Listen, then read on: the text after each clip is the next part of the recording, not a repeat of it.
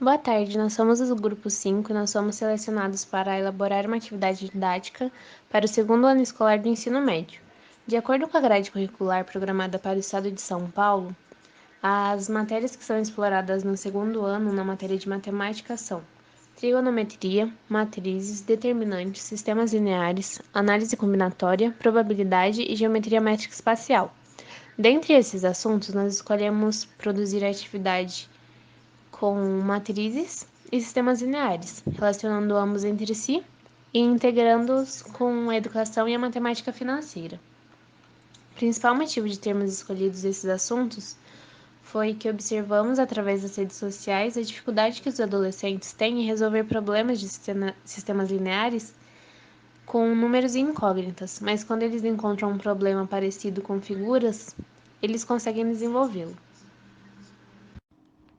Bom, falando um pouco sobre os temas que a gente escolheu, eu vou começar repassando alguns conceitos de matriz, com foco nas partes dessa matéria que foram utilizadas no decorrer do exercício que a gente propôs, que vai aparecer mais para frente.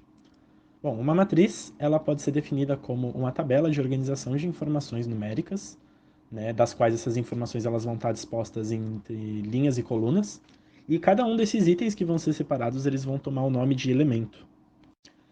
Quando a gente for olhar a representação, né, como fazer para escrever essa matriz, a gente vai ver que tem um método específico para representar uma matriz e para representar um elemento. Eles são parecidos, mas têm lá suas diferenças. A matriz, sempre que você for representar ela algebricamente, você vai usar uma letra maiúscula, né, para nomear essa matriz, seguido de, como a gente pode ver aí na imagem, mxn, que a gente lê m por n, né, onde m representa o número de linhas, n o número de colunas. Já o elemento ele vai ser atribuído com a letra minúscula, e esse IJ que aparece aí, ele também é referente à linha e coluna, só que diferentemente da matriz, que mostra a quantidade de linhas que tem na matriz e a quantidade de colunas que tem, no caso do elemento é basicamente uma coordenada para ele, mostra em qual linha e em qual coluna esse elemento está, onde esse elemento se encontra. Já para a representação mais gráfica, assim, por se dizer, da matriz, a gente pode ver que os números são dispostos, né, de maneira a gente entender a divisão entre linhas e colunas. E para a limitação dessa matriz, você pode usar desde colchetes até parênteses ou até mesmo apenas traços retos, né, como a gente pode ver ali embaixo, a mesma matriz sendo representada de 4 maneiras diferentes. A cargo de definição, eu vou passar explicando o básico de alguns tipos de matriz. A matriz linha, que a gente tem aqui, ela é uma matriz que contém só uma linha na sua composição, ela pode ter quantas colunas forem, desde que ela tenha apenas uma linha. E já a coluna é o contrário disso, ela tem apenas uma coluna, independente de quantas linhas ela tiver. A quadrada, por sua vez, a matriz quadrada, ela é uma matriz que tem o mesmo número de colunas e linhas, né? Independente de qual for esse número, ela pode ser 2 por 2, 3 por 3, enfim, são infinitas as possibilidades, desde que ela tenha o mesmo número de linhas e colunas. A matriz identidade, ela é uma matriz quadrada sempre, da onde a diagonal principal dela, que é essa representada em verde, que ela é uma diagonal traçada de cima para baixo e da esquerda para a direita, ela sempre vai ter os elementos dela identificados como 1, e qualquer outro elemento da matriz vai ter o valor 0. A matriz nula, por sua vez, ela é uma matriz onde todos os elementos são 0, independente de qual seja o número de linhas e colunas da matriz. Ela não tem uma definição certa de números e linhas, apenas depende de que todos os elementos sejam 0. A gente também pode realizar algumas operações com matriz. Então, primeiro eu vou falar da soma e da subtração, que são bem parecidas, só muda realmente o sinal, mas o método de operação é o mesmo. No caso, você vai ter duas matrizes iniciais que você vai somar ou subtrair, nesse caso A ou B e B, que estão citadas aí nos exemplos, para resultar uma matriz C. Então, basicamente, para fazer isso, você vai pegar todos os termos de A, todos os elementos, né, de A, e vai somar, ou subtrair no caso, com o elemento equivalente de B, ou seja, o elemento que dispõe da mesma coordenada de linha e coluna. E vai gerar um novo elemento depois dessa operação nessa matriz C. Ou seja, você só consegue fazer uma soma e uma subtração de matrizes se as matrizes que você for somar ou subtrair tiverem o mesmo número de linhas e colunas, porque elas precisam ter elementos com as mesmas coordenadas para fazer essa operação. No caso de multiplicação com matriz, a gente vai ter dois tipos de multiplicação para fazer. Numa delas, a gente vai estar multiplicando um número por uma matriz inteira.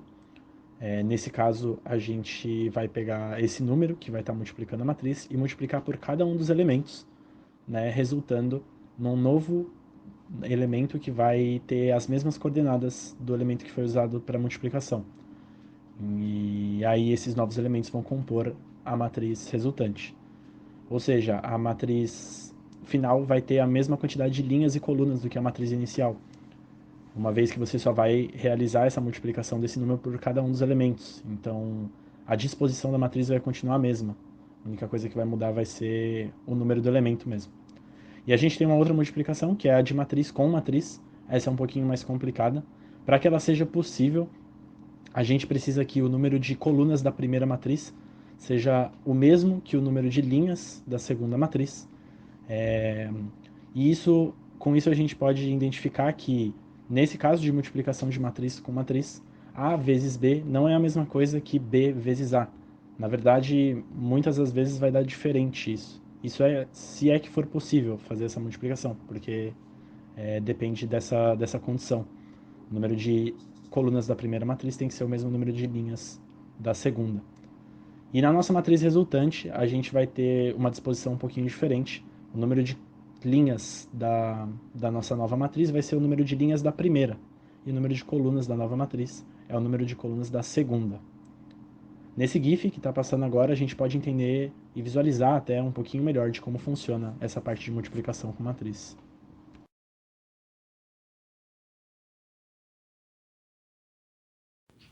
Para nós que estudamos e gostamos de matemática, é muito fácil reconhecermos e entendermos as aplicações da matemática no dia a dia. Porém, é muito comum a gente ouvir depois de uma aula de matemática: mas para que eu vou usar isso na minha vida? Pensando nisso, a gente trouxe algumas possibilidades da utilização dos conceitos de matrizes no ambiente externo à sala de aula e para além da área exclusivamente matemática. Como a gente já viu, as matrizes podem ser interpretadas em forma de tabelas, e por isso são muito úteis nos campos de física, física médica, engenharia, economia e principalmente informática. Um exemplo da presença de matrizes na física médica e também na informática é na formação de imagens em exames como a tomografia computacional. As imagens desses exames são formadas por vários pixels e cada pixel equivale a uma matriz. Então, o conjunto dessas matrizes geram as imagens que a gente consegue ver na tela. Esse é um exemplo direto da aplicação de matrizes no nosso cotidiano.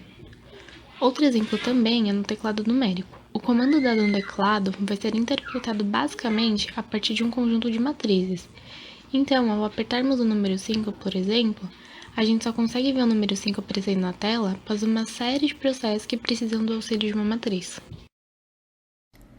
Bom, a definição de um sistema linear é um conjunto de equações do primeiro grau com duas ou mais incógnitas. Os sistemas lineares eles podem ser classificados em três categorias. O sistema possível e determinado, que é quando podemos encontrar sua solução única. O sistema possível e indeterminado, que é quando não podemos encontrar sua solução única, ou seja, são encontrados infinitos resultados e todos eles servindo como possíveis soluções para o sistema. E o sistema impossível, que é quando não podemos encontrar uma solução para o problema. Método de resolução. O primeiro método de resolução é o método da adição.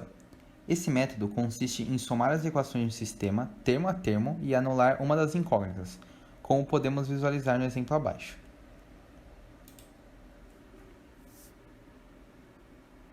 O segundo método de resolução é o método da substituição. Esse método consiste em isolar uma variável de uma das equações e substituí-la em uma segunda equação, como podemos visualizar melhor no exemplo abaixo. O terceiro método de resolução é o método da igualdade. Esse método consiste em isolar uma incógnita em uma equação e a mesma incógnita numa segunda equação. Depois, basta igualar as duas, caindo assim em uma equação do primeiro grau com uma única incógnita. O quarto método de resolução é a regra de Cramer. A regra de Cramer ela só pode ser utilizada na resolução de sistemas lineares que têm o mesmo número de equações e de variáveis. Agora, considerando o sistema linear abaixo, o primeiro passo nós devemos achar a determinante do sistema linear. O segundo passo, nós devemos achar a determinante de x. Para acharmos a determinante de x, nós devemos substituir a primeira coluna do termo x, pela coluna do termo independente. No passo 3, nós devemos dividir a determinante de x pela determinante do sistema linear, assim achando o valor de x. E para acharmos os valores das outras variáveis, nós devemos apenas repetir o processo. Ainda pensando nas aplicações dos conceitos matemáticos no dia a dia, o segundo tópico que a gente traz são os sistemas lineares. Apesar das diversas aplicações que possuem, o que nós gostaríamos de destacar nesse trabalho é a maneira como as pessoas resolvem essas equações sem nem perceberem que estão tratando de um sistema linear. É muito recorrente em algumas redes sociais fotos como essa circularem na forma de brincadeira e ver a mesma pessoa que sempre diz que não gosta e até mesmo não sabe matemática tentando incansavelmente descobrir a resposta do desafio. As imagens dos slides mostram os desafios que aparecem nas redes sociais e ao lado a tradução para a linguagem matemática em forma de sistema linear. Assim, a gente consegue mostrar que a matemática está presente até de maneira lúdica em nosso cotidiano. Uma vez que a gente já apresentou os conceitos matemáticos tratados no segundo ano, agora a gente pode falar sobre como a gente integrou a educação financeira. A partir das nossas aulas de tomada de decisão em situações econômico-financeiras e educação financeira escolar, que tivemos com o professor Andrei, nosso grupo elaborou um exercício onde os alunos pudessem praticar a capacidade de analisar e refletir sobre uma determinada situação financeira, e também pudessem exercitar o domínio em relação a matrizes e sistemas lineares. Utilizamos também os princípios de educação financeira escolar para Muniz, Rocha e Hartmann para construir questões que dialogassem com a realidade dos estudantes e assim pudéssemos analisar a maneira como que os alunos se comportam frente a situações que exigem um entendimento financeiro. Tudo isso foi realizado para que no final nós tivéssemos uma proposta de acordo com a formação financeira para Silva e Powell. Nela, há uma preocupação não só em capacitar o aluno a compreender noções básicas da matemática financeira, mas também que, ao final dos estudos, os estudantes tenham um olhar crítico sobre as questões financeiras e também sobre a nossa sociedade de consumo. Dos 4 eixos norteadores da alfabetização financeira sugerida pelos autores, nosso exercício contempla 2, as noções básicas de finança e economia, e as oportunidades, os riscos e as armadilhas na gestão do dinheiro numa sociedade de consumo. No primeiro eixo, conseguimos explorar os temas de dinheiro e função na sociedade, relação entre tempo e dinheiro, inflação, aumentos e porcentagem. Já no segundo eixo, a gente discutiu os temas relacionados a consumo e as armadilhas por trás das estratégias de marketing. Boa tarde, agora vamos apresentar o exercício e a sua resolução. No nosso enunciado principal, nós estamos falando sobre a lanchonete está dando onda e os seus valores em 2017, como apresentados no cardápio ao lado. Além de seguir algumas informações muito importantes, que é o aumento dos valores. Esses aumentos, além de ser para o exercício, foram retirados da cesta básica, ou seja, formam uma realidade, nos trazem para uma realidade mais próxima do que vivemos hoje, não apenas algo hipotético. Bom, na letra A, o enunciado pede para eles desenvolverem um sistema linear e uma matriz 3x3. Lembrando que serão combos que eles irão desenvolver, irão criar do cardápio apresentado anteriormente. E para a montagem desses combos, para eles verem o valor final, eles necessitam aplicar um desconto de 10% sobre o valor total do combo. Por exemplo, nós pegamos aqui o x-salada com suco de maracujá. O x-salada tem o valor de R$ 7,00, o suco de maracujá é R$ 4,50. O valor total deles é R$ 11,50. Porém, aplicando os 10%, eles ficam com 10,35. Este primeiro exercício, ele utiliza o foco da construção e do desenvolvimento das matrizes e sistemas mesmo, não trazendo tanto uma reflexão. Lembrando que todos os exercícios que nós desenvolvemos são exemplos, pois deixamos na autonomia dos alunos criarem os combos que eles gostariam. Então, não vai haver algo fixo, por exemplo. eu estou utilizando o x-salada e o suco de maracujá, mas um colega poderia utilizar um x-bacon e um açaí. E com isso, modificar o resultado final e a resolução do exercício. O item B pede o valor do desconto aplicado sobre os lanches e os sucos individualmente no ano de 2017 e a opinião do desconto aplicado, se é favorável ao consumidor ou ao dono da lanchonete. Para a gente fazer essa conta, a gente tem que lembrar que o desconto do combo é de 10%. Então, a gente tem o preço do x-salada, que é R$ 7,00, mais o preço do suco de maracujá, que é R$ 4,50, dando um total de R$ 11,50. Então, a gente tem um desconto de R$ 1,15 no combo, ou seja, R$ 0,75 em cada produto, fazendo por regra de 3, sendo R$ 7 o preço total do lanche e 0,75 x. X é igual a 10,714% de desconto sobre o x-salada. A mesma coisa a gente faz no suco, sendo ele R$ 4,50 o total e 0,75 o desconto. Então, o desconto representa 16,667%.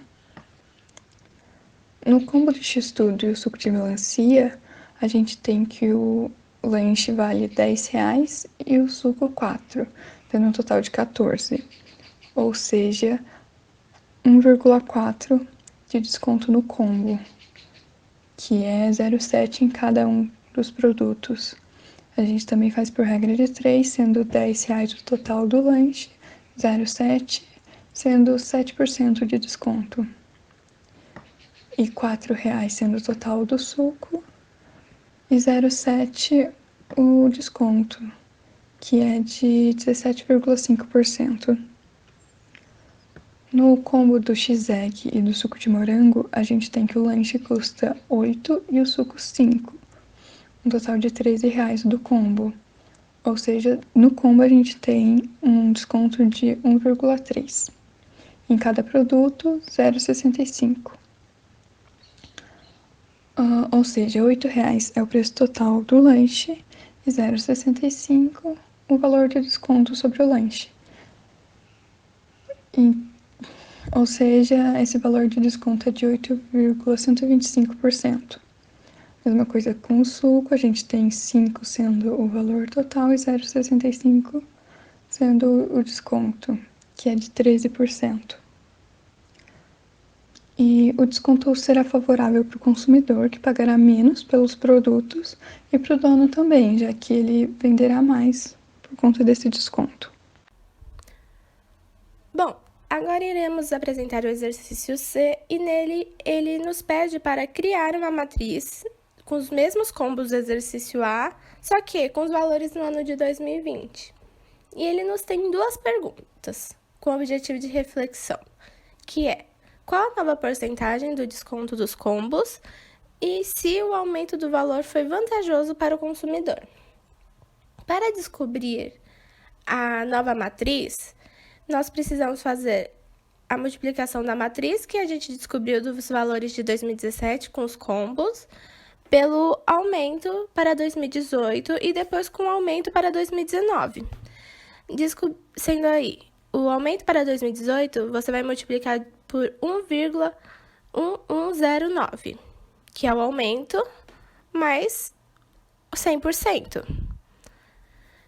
Resultando numa outra matriz que você vai fazer o mesmo processo, só que com o aumento de 2019. E por último, com a matriz de 2019, com o aumento para 2020. Podemos observar que o desconto se manteve o mesmo, os 10%. E, infelizmente, não foi vantajoso para o consumidor, pois o aumento foi de aproximadamente 32,91%. Ou seja, iria impactar, ou melhor, já está impactando nos valores finais, de uma forma não agradável. O item D pede para calcular o valor de cada item do cardápio em 2019 e pergunta também se o aumento acompanha a inflação. O aumento de 2018 é de 11,09% e o de 2019 é de 10,66%.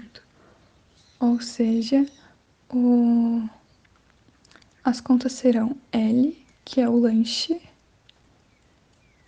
vezes o valor de 2018, do aumento de 2018, vezes o valor do aumento de 2019. E S, que é o valor do suco, vezes o valor do aumento de 2018, vezes o valor do aumento em 2019. Se a gente tem o X-tudo valendo 10 e com um aumento de 1,1109 e em seguida um aumento de 1,1066, o preço em 2019 do X-tudo é de 12,29. As multiplicações serão as mesmas em todas as contas, então a gente faz com x-salada, que vale 7, e o total dele em 2019 vai ser de 8,60. Do x-bacon, que era 8,50, passa a ser 10,44. Do x-egg, que era R$8, passa a ser 9,83. Do x-calabresa, de 6 passa a 7,37. E o misto quente, que era 4,50, passa a ser 5,53. Nos sucos, a mesma coisa. A gente pega o valor do suco, por exemplo, o suco de laranja, que é 3,50, multiplica pelo aumento do ano de 2018, que é de 1,1109, vezes o aumento do ano de 2019, que é 1,1066, resultando em 4,30. No suco de limão, também as mesmas contas. Então, era um suco que valia R$3, passa a valer R$3,68. Suco de acerola valia R$3,50, passa a ser R$4,30. O de manga, que era 4, passa a valer R$4,91. O de melancia, que também era 4, também passa a ser R$4,91. O de morango, que era R$5, passa a ser R$6,14. O de maracujá, que era R$4,50, passa a ser R$5,53. E o açaí, que era R$6, passa a ser R$7,37. O aumento da inflação de 2017 para 2018 é de 3,75% e o de 2018 para 2019 de 4,31%. Multiplicando as duas, a gente tem que o aumento total é de 8,22%. E os aumentos do lanche foram de 11,09% e 10,66%, ou seja, de 22,93% em relação ao ano de 2017. Desse modo, os aumentos dos lanches foram maiores do que os aumentos da inflação. Item E. No ano de 2018, qual compensaria mais para o pagante? Comprar lanche separadamente ou combo criado por você no item A. O cálculo, então, seria o valor do lanche vezes o aumento em 2018, ou seja, vezes 1,1109, mais o valor do suco vezes 1,1109 também. Então, os lanches passariam a custar sozinhos x-salada R$ 7,78, o x-tudo R$ 11,11 e o x-egg R$ 8,89. O suco de maracujá passaria a ser 5, o suco de melancia R$ 4,44 e o de morango R$ 5,55, gerando 3 combos, respectivamente, de R$ 12,78, R$ 15,55 e R$ 14,44. Como os combos têm um valor de 10% de desconto, que foram provados no item C, esses preços seriam reduzidos em 10% também, e desse modo a gente sabe que o combo compensa mais do que pegar os itens separadamente. O exercício F, ele traz uma comparação com o nosso exercício desenvolvido, com as questões feitas anteriormente, com a realidade da pessoa, nos dias de hoje, com a realidade atual, e pergunta: quem sofre mais com essas mudanças? Essa foi uma resposta do meu ponto de vista, Gabriela, mas muitas pessoas poderiam ter pontos de vista diferentes. As respostas nunca conseguiriam ser as mesmas. Esses aumentos, na minha realidade, foram compatíveis, foram condizentes, e a questão de quem sofre mais essa mudança depende muito, pois se o dono simplesmente aumentou porque ele quis, porque ele queria lucrar mais, quem sofreu mais foi o consumidor. Porém, se esse aumento acontece devido a impostos, a taxas do governo, quem vai acabar sofrendo mais é ambos, não tem um que sofre mais que o outro. O único que se beneficia nesse caso é o governo, e em nenhum momento ele foi abordado nas questões trabalhadas. E com esses impostos, eles não têm outra alternativa, ou sair no prejuízo, ou aumentar os valores. Então, é necessário ter essa reflexão. Item G. Supondo que a lanchonete lançou um novo combo com X-Egg, X-Tudo e 2 açaís no valor de R$ 33,00 no ano de 2017, e observando o combo, vale mais a pena comprar o combo ou as opções individualmente? O valor oferecido condiz com o desenvolvimento dos combos no exercício A? E caso haja uma diferença, o que você faria nessa situação? Pela tabela, a gente sabe que o X-Egg vale 8, o X-Tudo 10 e a soma dos 2 açaís, R$ 12,00, sendo um total de R$ 30,00.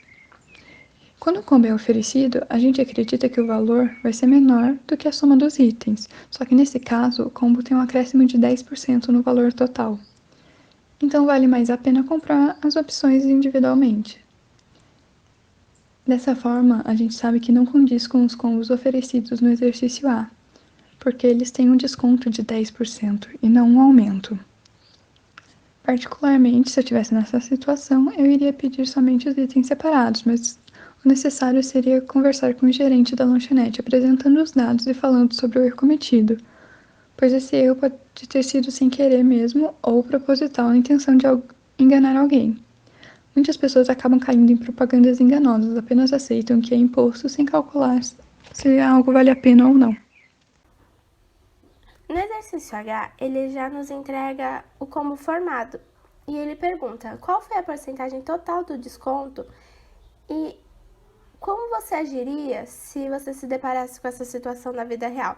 Por quê? Porque nesse combo formado por 3x calabresas e 3 sucos de limão, que houve um erro de escrita no enunciado, o dono da lanchonete acabou aplicando esse desconto 2 vezes, ou seja, ele aplicou primeiro os 10%, se distraiu e a hora que ele foi voltar para a conta, para finalizar e anotar os dados finais, ele aplicou os 10% novamente. Para descobrirmos qual foi o desconto total, a gente precisa fazer uma regrinha de 3 para descobrir qual foi o primeiro valor com desconto dos 10% e o segundo valor com os 10% aplicado novamente. Com isso, nós descobrimos que o desconto sobre o valor inicial foi de 19%, causando uma diferença no valor resultante.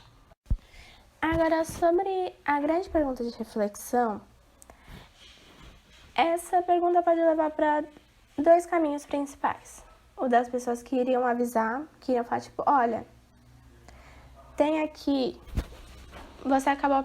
um desconto a mais, você acabou aplicando a mais, já que esse desconto já seria um padrão na lanchonete. Seria tipo, todos os combos têm um desconto de 10%. E tem aquelas pessoas que iam falar, putz, ele deu desconto 2 vezes. O valor tá saindo mais barato pra mim, então eu não vou avisar. Ele que se dane com as contas, com o que isso pode afetar. E, essas pessoas que escolheram avisar, elas vão ter refletido e não pensado apenas no próprio umbigo, não apenas pensado em si próprias. Elas teriam pensado também nas consequências que a falta desse valor que no fim do mês faria uma grande diferença, pode causar na lanchonete, pode causar ao dono da lanchonete e não só a esse estabelecimento, mas também como a forma de pagar os fornecedores, pagar os funcionários, que às vezes esse valor pode fazer uma diferença que ele não consiga atingir todas as contas que tem para pagar. E é isso que as pessoas têm que refletir, não só apenas no próprio umbigo, mas nessa situação, se eu fosse o dono da lanchonete, eu gostaria que teriam me avisado? Ou deixaria assim mesmo? Porque no meu caso eu ia achar nossa, muito obrigada por avisar. E muitas vezes as pessoas têm desculpa, o medo de não avisar por medo de que o valor aumente. Mas é muito capaz do dono falar nossa, valeu por me mostrar esse meu erro, pode ficar com esse desconto. E de verdade, muito obrigada. Então, se você tiver essa consciência, você vai estar trabalhando a educação financeira e não pensando apenas no seu próprio bolso. Item I. Em 2017, temos um combo de um lanche mais um suco no valor de R$ 10,35, sabendo do desconto de 10% em todos os combos. E outro com 3 do mesmo lanche e 2 do mesmo suco, no valor de R$ 28,35. Quais os lanches e sucos foram escolhidos? Supondo L, lanche e S, suco, a gente tem que L mais S vezes 0,9 por conta do desconto, igual a 10,35. E 3L mais 2S vezes 0,9 igual a 28,35. Então, fazendo as contas para igualar essa questão, a gente passa o 0,9 dividindo dos dois lados nas duas equações. Então, vai ficar L mais S igual a 10,35 dividido por 0,9 e 3L mais 2S igual a 28,35 dividido por 0,9, que resulta em 11,5 para S mais L e 31,5 para 3L mais 2S. Multiplicando a primeira equação, a gente tem que 23 é igual a 2S mais 2L e 31,5 igual a 3L mais 2S. Pelo método da soma, a gente descobre que o valor do lanche é de 8,50. E voltando a substituir na primeira equação que a gente encontrou, que é de 11,50 igual a suco mais lanche, vai ficar 11,50 menos 8,50 igual a 3. Olhando a tabela, a gente sabe que o lanche é o X-Bacon e o suco é o de limão. Realizamos uma pesquisa na plataforma do Google Forms com o intuito de termos uma perspectiva mais realista de como os conteúdos tratados são vistos pelas pessoas. Foram 2 dias que essa pesquisa ficou disponível e nela nós conseguimos 300 respostas. Como é possível observar nos 2 primeiros gráficos, a maioria das pessoas que responderam tinham 18 anos ou mais e um pouco mais da metade delas já haviam concluído o ensino médio. É possível observar também que ficou bem dividido as pessoas que tiveram e não tiveram algo relacionado à educação financeira durante a vida estudantil, que acaba sendo um pouco preocupante devido à importância que a educação financeira tem na vida do ser humano. É possível notar que a maioria das pessoas responderam que essa matéria está presente sim no dia a dia e também a maioria das pessoas respondeu que é muito relevante ter disciplinas relacionadas à educação financeira durante tanto a vida estudantil quanto no dia a dia em geral. É possível ver que a maioria das pessoas que responderam tiveram aulas sobre matrizes ou sistemas lineares e que também mais da metade delas concordam que essas matérias estão presentes no dia a dia. Como o foco do nosso trabalho é o segundo ano do ensino médio, para melhorar a visualização dos dados, para essa apresentação, nós separamos as respostas somente do segundo ano e estaremos apresentando em seguida.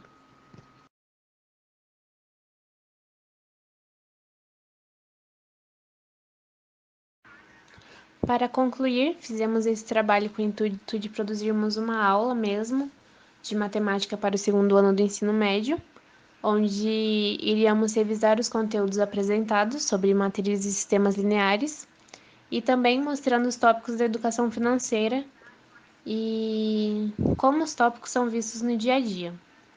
Por conta disso, nós realizamos a pesquisa via internet para trazer uma perspectiva mais real para os alunos. Essas mesmas perguntas seriam feitas para eles caso realizássemos essa atividade. E esse foi nosso trabalho. Esperamos que tenham gostado. Obrigada pela atenção. E qualquer pergunta que vocês tiverem, podem mandar no chat.